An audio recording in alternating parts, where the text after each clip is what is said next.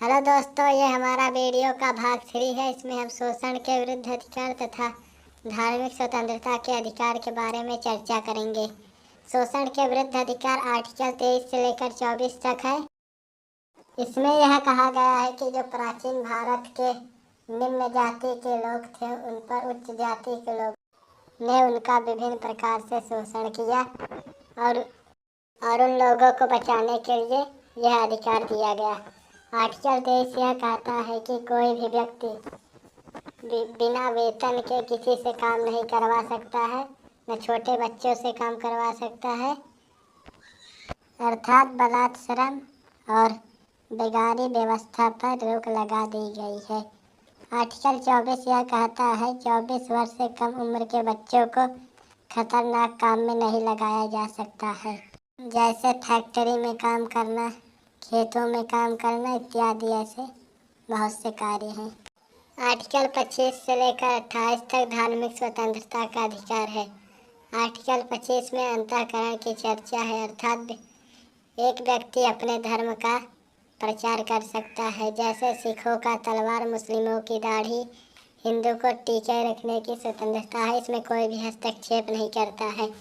Article 26 यह कहता है किसी समुदाय के लोग अपने धर्म का प्रचार कर सकते हैं, जैसे मुस्लिम सड़क पर बैठकर नमाज पढ़ सकते हैं, हिंदू अपने धर्म का प्रचार कर सकते हैं, सिख अपने धर्म का प्रचार कर सकते हैं। आर्टिकल 27 यह कहता है धार्मिक कार्यों पर सरकार टैक्स नहीं लेगी, जैसे तिरुपति बालाजी के मंदिर पर सरकार टैक्स नहीं लगा सकती है। ऐसे अन्य मंदिर हैं उस पर सरकार टैक्स नहीं लगा सकती है।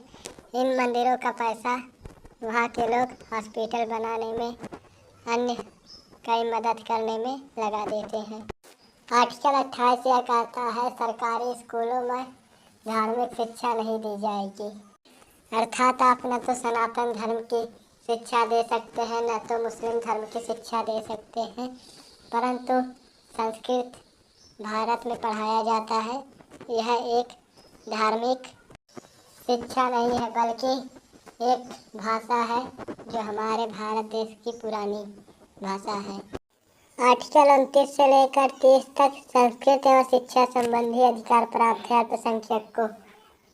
आर्टिकल 29 यह कहता है आप किसी भी अल्पसंख्यक को संस्था में जाने से नहीं रोक सकते हैं, उसकी भाषा या संस्कृति के आधार पर, जैसे कोचिंग संस्था, मेडिकल संस्था इत्यादि ऐसी संस्था है जिसमें आप अल्पसंख्यक को प्रवेश करने से रोक नहीं सकते हैं। आर्टिकल 30 यह कहता है अगर अल्पसंख्यक बहुसंख्यक के साथ शिक्षा ग्रहण करने में तकलीफ महसूस करते हैं तो वह एक अलग संस्था खोल सकते हैं, सरकार उसमें भी पैसा देगी आपको। आर्टिकल 31 में पैतृक संपत्ति की चर्चा है, जो मूल अधिकार था, किंतु 44वां संशोधन 1978 द्वारा इसे कानूनी अधिकार में बना लिया गया। यह अनुच्छेद 300 का में जोड़ दिया गया है।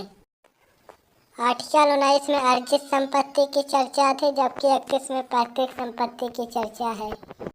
मूल अधिकार को हमसे सरकार या जनता कोई भी नहीं छीन सकता है, जबकि कानूनी अधिकार को जनता नहीं छीन सकती है, किंतु सरकार छीन सकती है। इसके लिए सरकार ने भूमि अधिग्रहण विधेयक लाया है। वीडियो का समाप्त कर